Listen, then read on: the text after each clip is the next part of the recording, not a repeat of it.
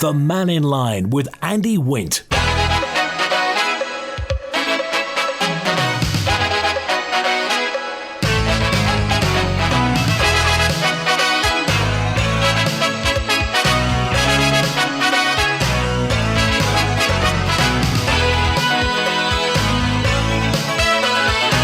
Pastor Mike, good afternoon. Welcome to Mannin Line on Manx Radio. Your chance to have your say. A free open line today. Call 66 13 68. Text or WhatsApp 166 177. Email studio@manxradio.com. So any follow-up on what you heard the Chief Constable saying yesterday? And the fact that the prison, Derby, is absolutely full.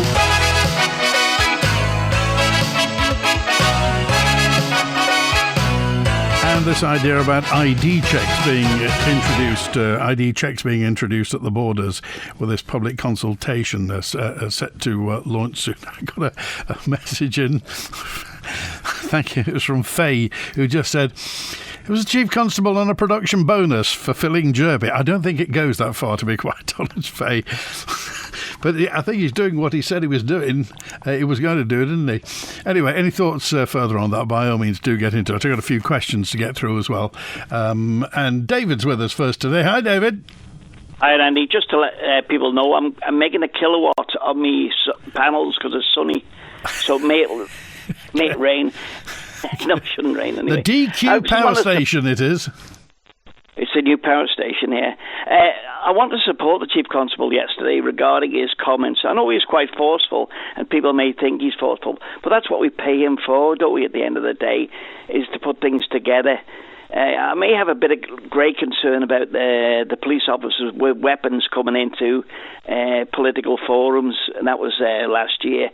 6 of them. I didn't think that was right for us anyway. But I wanted to say too, I just wondered, Andy, whether he would consider putting on the Home Affairs Minister and maybe the Governor sometime in the future to give us that balance on prisoners coming in to the system, prisoners coming out of the system.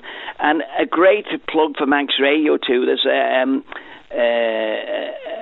video on Manx Radio there with how the prisoners work in the workshops. And there's a fellow who teaches them, and it's going to be teaching them plastering as well, a skill. So we're educating those who are falling off the rails and whatever into putting in a skill. So when they're back out, they're going to be paying tax and national insurance. That's what we want. And that's the important thing. I think we've got to restate the fact that there are different types of prisoners. You know, there are some people who are very, very criminal, and there are some people, as you say, who've just made a couple of bad decisions, aren't bad people, and of course they need to get back into society and need to start paying back into society and want to do that. So that's something that we need to foster. Yeah, and I want to give a plug to the community service group and also some of the prisoners that have come out to do work for the community. And that's a bonus. And I know years ago they did some work for us in Onken there, and they've done some work recently there. But they're proud to have done something for a community which they may not live in. But then when they come back, when they're back out and say to them, or you bump into them and they say to them, that building is still painted, or it wants a touch-up, do you want me to do it? Yeah. And that's what we want, don't we? It's getting that community together. Well, I have to tell you, the video that you mentioned that's at manxradio.com has prompted quite a lot of attention, including one particular gentleman who's called up and just said he's willing to donate materials for the work that they do as well there. Well, I thought that was great because there was some, he said they were getting material donated to the prison. Yeah. And that's great, but we need to make sure that there's enough. During this workshop up there too, I remember when I was in government too, there was a little bit of criticism because they were making fence panels and selling them a little bit cheaper than what the wholesaler was on the Isle of Man. But at the end of the day, it was funded through a charity. And at the end of the day, we've got to support these charities, haven't we? Otherwise, they're not going to survive. Well, David, we have to make a decision. Do we want prison to be the end of somebody's life, and forever they're going to be branded as being an ex-prisoner, or do we want them back in society? And if we do, we all win. Yeah, and the other thing, and then I'll nip off then, is regarding the Home Affairs Minister saying with a fair wind, she's not going to get it in this year. But listen, we've done legislation. If there's a fair wind and after she's done the consultation and it's fairly positive, I'm sure it's going to be positive. There'll be a few negative people regarding the thing. We want to make the island secure, don't we? So when people come to the island, man, we need to know who they are and when they go back. Yeah. And if there is concerns and they're flagged up through a computer system, whether they're in Liverpool, Belfast or Heysham or whatever, we can pick them up a lot earlier and then leave them back, bring them back to the UK and let them deal with them. Okay. All right? Have a good weekend, David. Thanks for being with us. Bye. Cheers. Now, 11 minutes past 12. Let's get back to the lines. And Andrew's on with us now. Hi, Andrew. Hi there. Good day to you, Andy, listeners. Very short on time here, so I've just got a question or two to pose. The bus drivers' strike. Are, for example, bus drivers allowed to strike, but as per the definition of their strike, they still drive, but don't collect the fares? So that allows the general public to still move around, so it doesn't impact them, but it does impact the bus company's revenue. Yeah, somebody mentioned that the other day because I think the bus drivers in Tokyo did that. Okay, I'll just leave it hanging there, and hopefully somebody from the union can come on, or somebody can let us know the answer. Cheers then, Andy. All right, good to hear from you. Thanks for being with us today. 12 minutes past 12. Also, a message in from Peter, who just said, is it true some of the private operators, I think there's only one private operator at the moment, isn't it? That's Opal. Are Opal covering anything in there? Are they doing the school work? Who's doing all that? Chief Constable yesterday mentioned a recruitment event that's happening, and I got a couple of messages in. This was from Renee. Hello, Renee. Or is it Renee? Anyway, who just said, I'd like to hear more of that. When's the recruitment event? DHA, Department of Home Affairs, is inviting anybody who's interested in a career in the police, in the prison service, or the fire and rescue service to a special recruitment day. And it is tomorrow, Saturday, the 28th of February, from 1 till 4, tomorrow afternoon, at the Lodge in Strang near Nobles Hospital, which if you're it's kind of opposite it's the first building along by the roundabout that takes you up to Vagabonds or to Nobles Hospital. The Lodge in Strang. It's on tomorrow from 1 till 4. Prospective applicants got the chance to meet serving officers, explore equipment displays, learn about upcoming rules and gain insight in what it means to work for the essential public services. That's tomorrow from 1 till 4 at the Lodge in Strang. Representatives from the Constabulary, Fire and Rescue Service, prison probation officers are going to be there to discuss vacancies, pathways into the profession and what you do. So nip along there. The event hopes to gauge, they want to kind of see how many people are going, but if you're interested in going, I would imagine just pitch up on that. By the way, this thing about the bus strike, if refusing to collect fares may arguably form a form of partial withdrawal of labour or refusal to do part of your contract, depending on what duties are formally specified in a driver's contract. In labour law, generally, refusing particular duties can be treated as industrial action, or, if not part of a union-authorised campaign, is a breach of contract. So on the Isle of Man, industrial action, including breaches of contract in contemplation or furtherance of a dispute, has immunities under the Trade Unions Act 1991 if taken in connection with a trade dispute. So this suggests the union-authorised refusal to do specific tasks might be protected industrial action, provided it's properly organised and relates to the dispute. I just wonder what you think, because the bus strike is due to finish, isn't it? The end of this weekend. Although they're now threatening a 20-day strike as well. And there was a message in from Glenys who said, we just seem to be going from one strike to another on the Isle of Man. If it's not the doctors, if it's not the nurses threatening, somebody's always threatening. Thank the Lord the police can't go on strike, she said. Yes, I think you're quite right. I don't think the police can actually go on strike. So the Isle of Man could be edging closer to introducing ID checks at the border. This public consultation that's going to be happening fairly shortly. It was referenced yesterday with the Chief Constable. Jane Paul Wilson, MHK, who's the Home Affairs Minister, has confirmed residents are going to be invited to give their views on proposals relating to checks at ports. Well, she spoke to Tynwald's Social Affairs Policy Review Committee and said that discussions are ongoing, basically, how it's going to work. And she provided an update on potential use of facial recognition technology. The steam packet have been very engaged with the department. We understand how we implement this is important to the steam packet, particularly at peak travel times, for example, around the TT and so on. They have their operational needs to manage and think about, so we are working very closely with them, but they're very productive discussions, and as I say, we want to put out a consultation with some proposals around how we make the change so that people carry ID. Do you expect to deliver the Regulation of Surveillance Amendment Bill to enable the introduction of facial recognition before the end of this administration, or is that something that's going to carry over? It's going to carry over. The reason for that is it needs to be consulted upon. It's too important a subject not to go through a proper consultation. So with the best will in the world, I have learnt, despite my high ambition and dreams to move everything through in a positive way, 6 weeks consultation and processing the output of that and then determining how you make any changes that you may need to make before you actually present a bill to the branches. Unfortunately, we don't have time. However, we are going to continue with this because it is important. So that's something I would say about all of our legislation, where we do not manage to get a bill now into the branches that will have a chance of coming through before the dissolution of the Keys.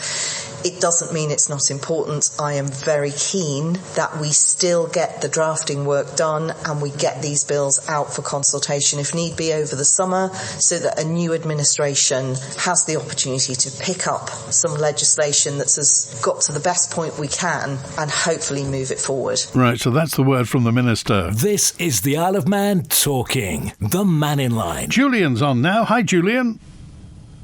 Hi, Andy. How you doing? Well, terrific. Much better, nicer day, isn't it? Oh, yeah, it's calm. You can hear the birds having their little say with each other. It's great. It's a really nice day today. On yesterday's show, there was mention of the immigration requirements travelling to and from the Isle of Man. And I noticed that from 2 days ago, Aer Lingus is now requiring passport ID for all travellers to and from Dublin to the island, regardless of baggage status.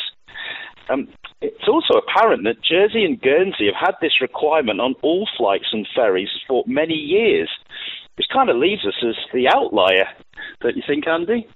Well, the thing is, there's no problem ever being an outlier. It just depends whether or not it serves the purpose, whether it's serving us. And, what we got from yesterday was some people are very tentative about changing things on the Isle of Man. You know, the old story about, how long does it take a Manxman to change a light bulb? That sort of story. So it just depends. It's down to your own preference, to your own personal opinion. Should the Isle of Man change, or should we try and retain our way of life? And remember, we love our way of life, Julian, don't we?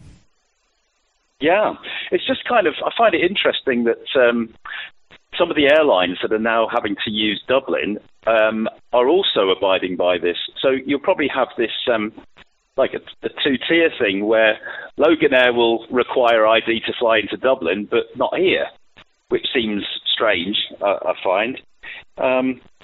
Something else to do with this as well. It's been noticed that at Ronaldsway, they're starting to use a passenger data app called TimaCheck that handles passenger information. Now, this app is produced in Vancouver, Canada, by a company called Abomis Innovations. and the CEO is Ali Timachi, who got a Bachelor of Science from the Iran University of Science and Technology. And the software developer is Nakisa Mahnad, who has a Bachelor of Engineering from Karaj PN University in Iran. But what's concerning me is there doesn't appear to be any certification or approval for this app by the UK Border Force, the Civil Aviation Authority, or IATA. So this begs the question, where is the data held? Because if it's in Canada, who's responsible if there's a data breach? What about our GDPR? What if the app is vulnerable to hackers and therefore ransomware? In what context are they using this app? It was noticed that it was used the other day. A friend of mine was going through and noticed this app and sort of made a mental note of it. I'm just wondering why Ronaldsway is using an app that doesn't appear to have any certification or approval from any of the border or and what's it called? Civil aviation. TimaCheck. TimaCheck. I also noticed that the CEO, Ali Timachi, on his social media statements, he's also trialling at a couple of airports in Canada an AI-powered baggage tracking system and talking about integrating robotics into it. It seems that the move is on with this company to get rid of staff and have everything tracked with cameras as the baggage goes through and robotic arms handling it and putting it onto things and all the rest of it. So kind of have to wonder with this AI thing where people's jobs are going to go with this one. Well, and, the weird thing is that we do need more baggage handlers at Ronaldsway, because I think they've only got one team at the moment. So if two planes come in at once, you can be waiting 40 minutes for your bags. Yeah, which begs the question, why is this app here, and why is the co-founder of that app also actively developing AI robotic baggage handling? Seems a bit strange somehow. I'd like to know where if I travel through the airport, where's that data going? And where was this app being used? At what point in the airport? Because different bits of the airport are run by different organisations. Yeah, I mean, it was seen. Somebody was using it to do with check-in, I think. So I'm not quite sure where it was seen. Yeah. It seems that way, but it'd be nice to know if it is actually certified from a. Because the apps normally are the ones that the hackers get in through. Even the ones that are certified, there's a system called the Common Use Passenger Processing System, or CUPS, which is IATA's recommended thing. But you might remember that last year in September, there was a hack by the Everest ransomware group. They got in through a compatible CUP system called ARINC Self-Serve.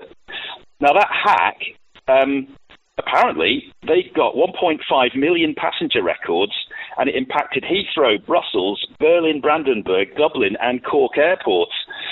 So if the certified one can be hacked, and this was a lot of flights and 100,000 passengers, they reckon. 1.5 million records. It just makes you wonder. I do hope that they're not going to be sharing our data through an app that's in Canada with no sort of... do you know what I mean? I'd just like to know that they're not trialing something out here. We'll try and find out, because obviously if it's check-in, that may be an airline. Obviously, Menzies are the handling agents, so it may be one of the airlines that's using it. Do you know which airline it was that the person was checking in with?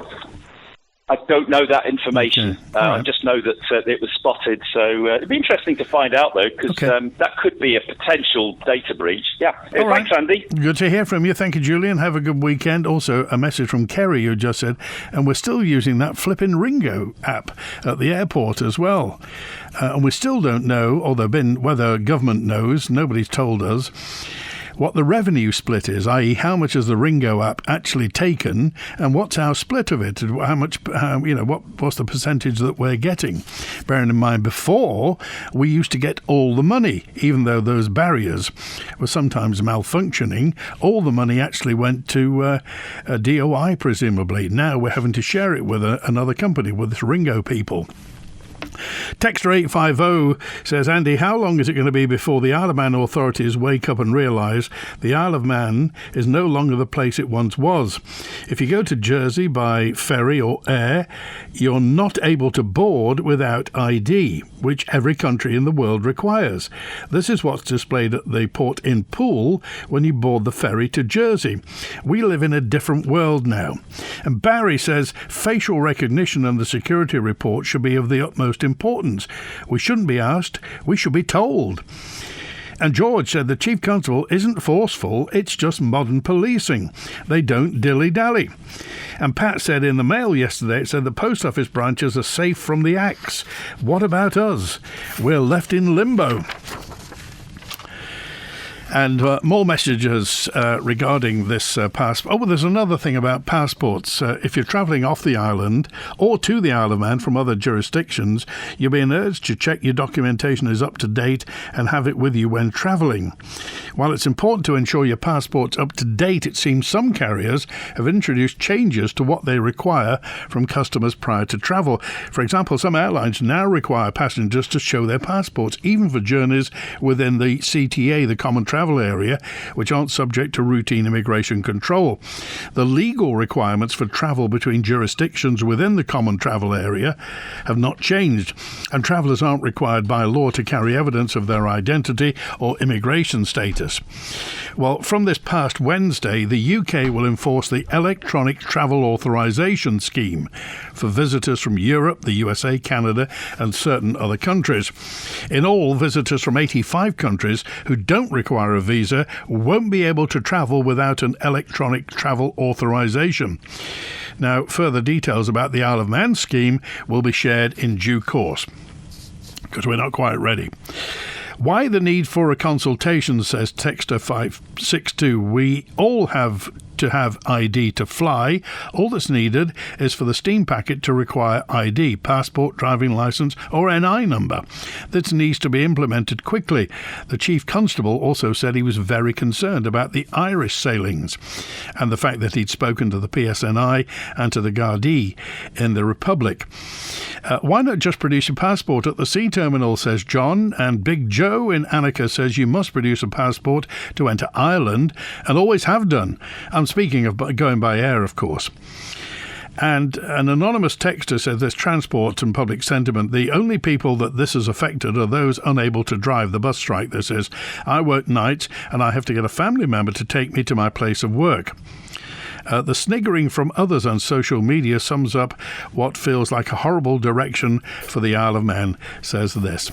Well, if you've got any thoughts on the bus strike, then by all means, we've not had much correspondence about the bus strike, whether people are just hammering on and getting or sorting themselves out, whatever it is, using the MER or the skeleton service that's been, I think, put together by management at Bus Vannim.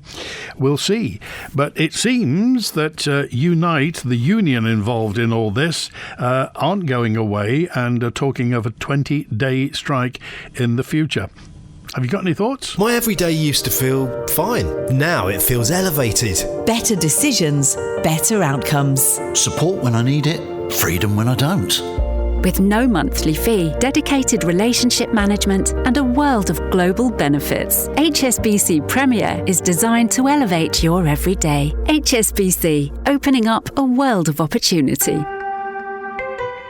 See website for details. T's and C's apply. In the Isle of Man, HSBC Bank plc is licensed by the Isle of Man Financial Services Authority and is a participant in the Isle of Man Depositors Compensation Scheme, as set out in the Depositors Compensation Scheme Regulations 2010. Jeffrey, that suit looks terrible. The sleeves are far too long and it doesn't button up in the middle. You need made to measure. Made to measure? See if I could afford that. You didn't complain when Spectrum made all our bespoke windows. That was different. At Spectrum, you get a bespoke service at an off-the-shelf price, whether you choose quality PVC or aluminium. Visit Spectrum Windows, the showroom, Derby Road, Ramsey, or call 817777.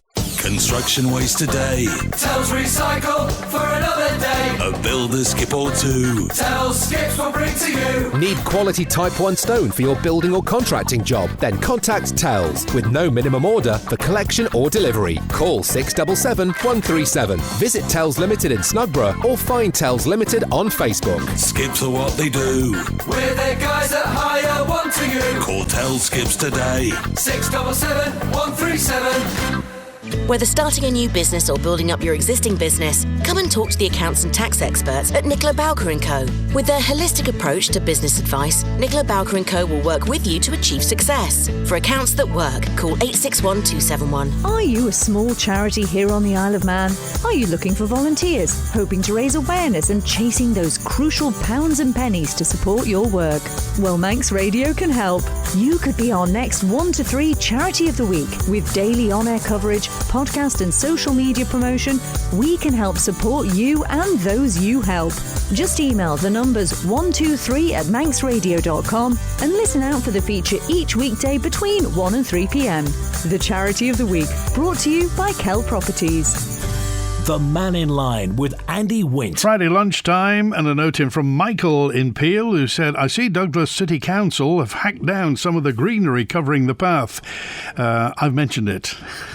You may have heard me mention occasionally that the footpath, there are 2 footpaths, one either side of the road coming up to Douglas Head, Fort Anne Road, and one is okay, the other's completely covered in greenery, moss and muck and what have you. But the council, I'm assuming it's the council, or is it the landowner, have hacked down some of the greenery. And Michael said they've given us a tantalising glimpse of what's there. Sadly, the path is still unusable, mostly covered in debris and moss. Are they going to spoil us and finish the job? It will be fantastic if we actually got 2 sides, 2 pavements, up and down, if you like, because that side, quite historic. That was the old Fort Anne golf course at one point up there. Tim Crookall's announcement in Keys earlier this week, the proposals and costings to take the horse trams all the way to the sea terminal come as good news to a lot of people, including the Isle of Man Victorian Society. This is from Peter Kelly from the Victorian Society, who were right behind Charles Gard in his endeavours regarding the horse trams. The matter appears to be resolved now, or at least heading in the right direction, but Tynwald has reneged on taking the horse trams to the end twice before, and who knows what's going to be decided at the May sitting when costings are produced and there's nothing in the current budget for it. That's the Victorian Society's take on what exactly is going to happen with the horse trams. Here at the home of the halfway horse trams on the Isle of 150th anniversary, and they go halfway from Derby Castle to the sea terminal. Again, quite what the people from Visit Isle of Man say to the thousands of people coming from the ships. And there may well be, and of course, we do have special rail weekends and rail weeks when rail fans from all over the world come to the Isle of Man for what is a unique combination of rail transport. Steam railways, electric railways, mountain railways, and horse trams. Plus, of course, the other ones, the smaller ones like Groudle Glen, the one at the Wildlife Park as well. We've got, and some special domestic ones in people's gardens, garden railways. So we are the home of Heritage Railway. Nowhere in the world has what we have. And certainly nobody's got a halfway horse tram. Wilf's on now. Hello, Wilf. Hi, I was listening yesterday, but I missed half of it today because, well, I had somebody here talking to me. So it's just a very small point. I think it was yesterday. Some lady come on and said about putting gates across the harbour. Yes. Down at the in between the piers. Well, that's a much greater gap than either Douglas or Peel. Yeah. And they cost, I don't know how much they cost, but I think you'd be costing millions to put them up, and several millions, I don't know. And it's a huge task. Yeah. Plus the fact, when they're up, nobody can get in, nobody can get out. Now the harbour, if you go way back It's like a church. It's a refuge. People can get in a rough sea to get out of that rough sea. So that would be all stopped. You leave them out there to bounce about in the lifeboat resting or whatever. And that's what they call it. But the other thing was, well, another really silly thing, something about a hideous wall. Now, my wall, if you like, goes in place with the chains. And somebody said there would be a trip hazard. Now, when you get onto that other bit outside the chains, the harbour, you step over the chains. What's the difference stepping over this 2-foot-high wall, which is not as high as the dip in the chain? Right. What's the difference? How the hell are you going to fall over? I don't know. They come up with these stupid things when the answer to it is so simple. Right. Would a 2-foot wall... Oh, that was Sorry, Will. Yeah. Would a 2-foot wall, would that save any of the... I mean, half of the quay has been knocked down and there are kind of empty places, but would that stop any flooding on the quay if there were a 2-foot wall? It stopped a lot. Stop all the flooding altogether. Because the water only comes over possibly 6 or 8 inches high over the top. Right. That's what does the flooding. That's it. Another thing I just missed was, what I was going to mention was, what about the river when it's in full flow? I've seen the boats all floating in the harbour and the tide out. Now, how long do you think it would take to fill the harbour up if we had gates across and the river in full flow? You see what I mean? That's another problem. Well, So, you'd know no better gates, than I would no on gates. that. No gates. Well, no gates. You forget that. It's ridiculous. Absolutely, because when they were talking about marinas years ago, they were talking about putting gates next to the swing bridge. Oh, more or less just downside the swing bridge. Oh, Dean and Dybel. Yes, yeah, and the government. The government was on about it too. Yeah. They were on about the old harbour as well. But then, I've already explained all about that to them, and they've knocked it on the head. Right. Okay. All right, well, okay. Well, have a good weekend. Yeah. Thanks for being with us. Okay, thank you very much. All right, cheers. Now, 23 minutes before 1. Here's John with us now. Hi, John. Hi, Andy. I'm going back now the best part of 20 years. When I was at the test centre, the ruling was then that you had to retire at 60. Now, I wasn't ready to retire at 60, so what would I do next? So what I did was I went on the buses for 5 years and enjoyed every minute of it. Everything worked very smoothly. Head of buses, if anybody remembers Bernard Gelling, who had the respect of the men and he respected them. Somebody in government had a bright idea. We must bring somebody in from the UK to run our buses because they must know more than we do. And that was the beginning of a disaster, if you like. Various ones came in. Some were all right, some weren't, some were a disaster, until we got one quite recently who was a monumental disaster. But we won't go into that. I think most people will know who I'm talking about. Then the trouble was with these people who were running the buses coming from the UK, when a vacancy came up in management, I've got a friend who I used to work with in the UK. We'll bring them in. So eventually you ended up with a load of people from the UK, and in some cases they were here because they couldn't get a job in the UK. And so it went on. And then we've got this business of different contracts and all that messing. And eventually it's blown up. And that's what we've arrived at now. What did Bernard Gelling get right? Sorry? What did Bernard Gelling get right, John? Well, I don't know what he got right, but the whole thing ran very smoothly. And as I say, he had a lot of respect from the men, and that's more than you can say management have got now. None of them respect the management now. It's just got ridiculous. I certainly wouldn't have gone back and worked under the lot that's there now, because it's not a happy place to work. When you said you enjoyed being a bus driver, what did you like about it? What do bus drivers enjoy about their job? Let's take away any arguments with management and stuff like that. Not all bus drivers enjoy it.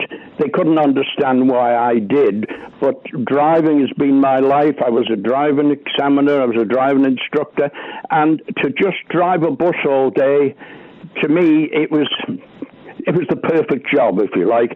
To a lot of bus drivers, it was just a job. That they did it because it was a job, and that was it. I did it because I simply enjoyed driving. You met different people, you worked different hours. Sometimes you started 7 o'clock in the morning. Sometimes you didn't finish till midnight. But it was the variety.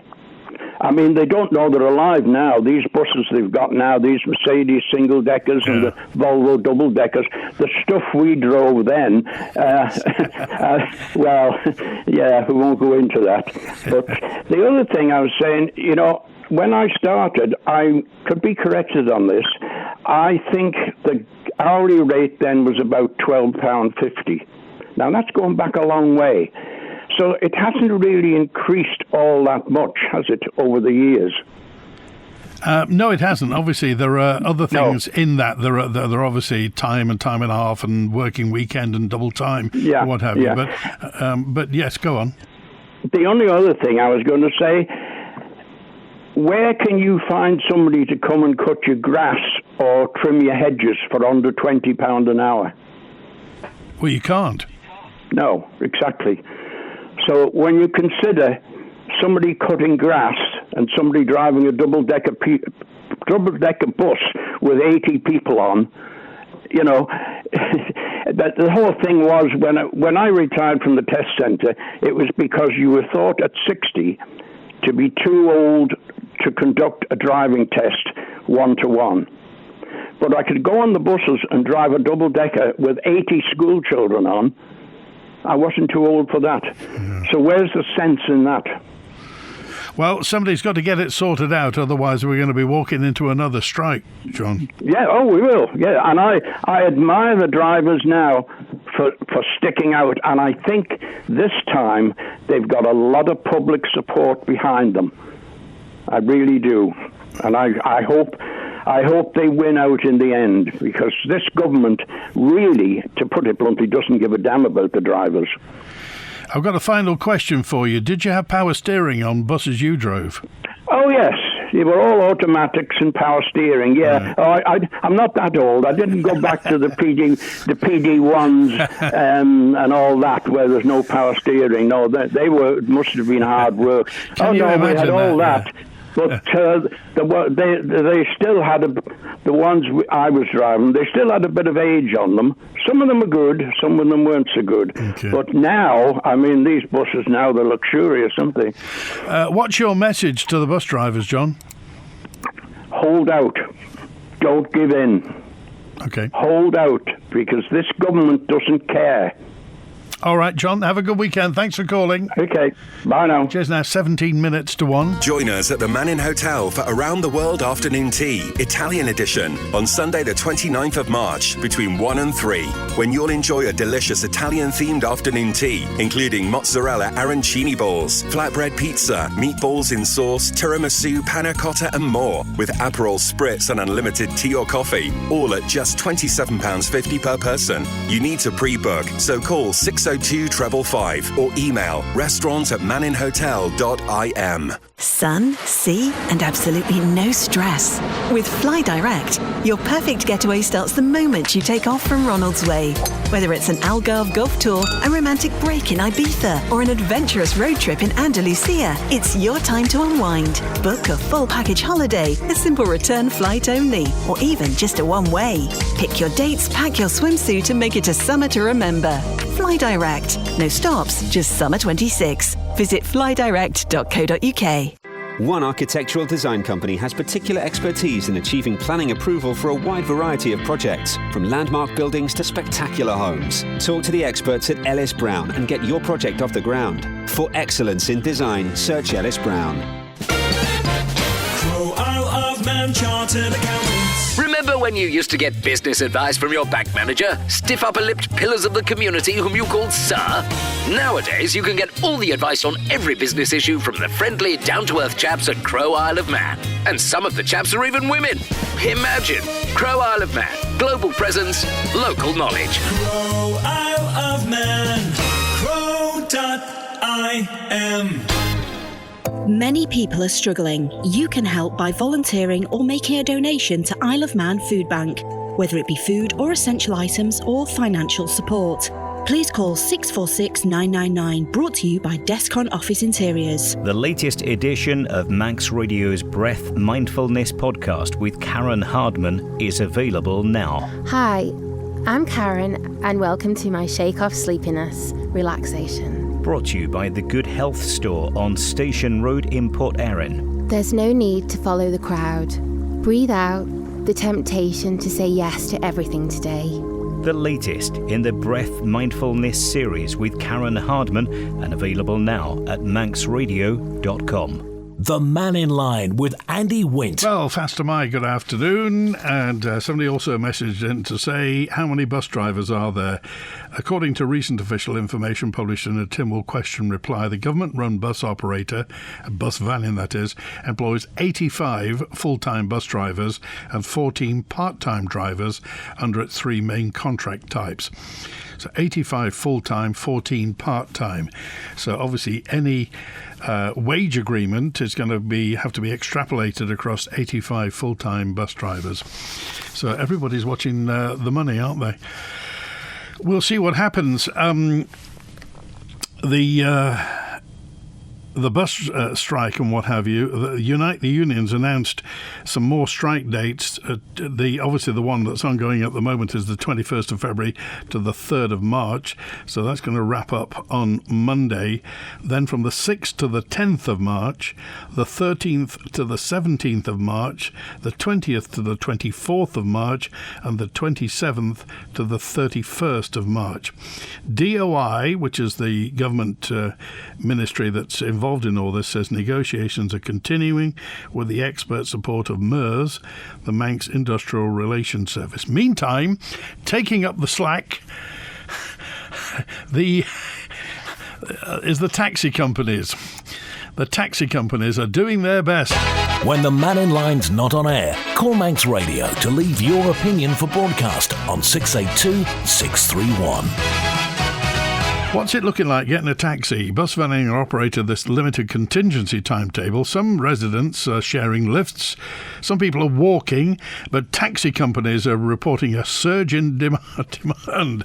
The co-owner of Elegance Taxis, John Farragher, says Elegance has extended hours and brought in extra staff to cope. It's complicated. There's a mixture of all things that are stopping us from operating. Well, obviously, the bus strike is really a big effect on us. In what way?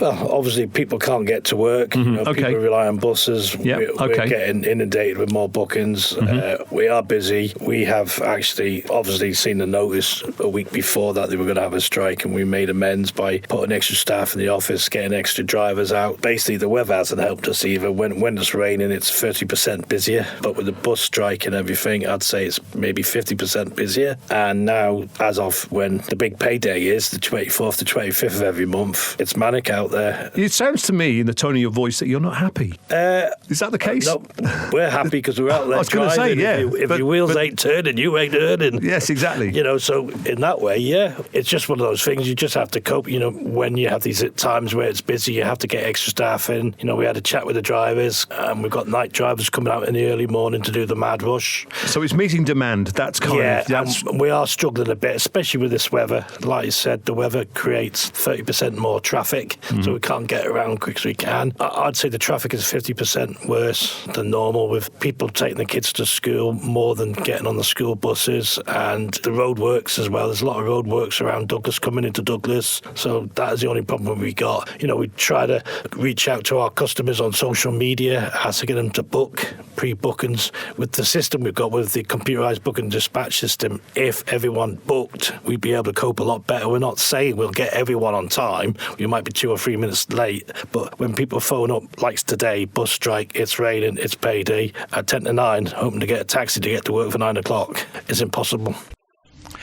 Well, there we are. There's the owner of Elegance Taxis, John Farragher, talking about the situation at the moment. I just wonder how this is affecting you, particularly if you have children at school, or particularly if you're having to take time off work. So those times again for the new strike dates: Friday 6th of March to Tuesday the 10th, Friday the 13th of March to Tuesday the 17th, Friday the 20th to Tuesday 24th, and Friday 27th to Tuesday 31st. So we'll wait and watch and see what happens where that's concerned.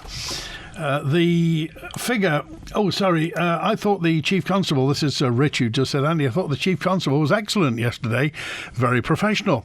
My only question is, to those who say they're going to be worried about their civil liberties being affected if they have to show an ID to travel on the boat, do they not get on a plane to travel when they're asked for ID at the airport? Many of us have been very lucky to have led such sheltered, safe lives. But there's a very different world out there, and it's better to see it on the television than on your doorstep. I think that's why we should be allowing the police to do everything they need to keep us as safe as we are. And as the Chief Constable said, we're the third safest place in the world. In the world. And the safest place in the British Isles.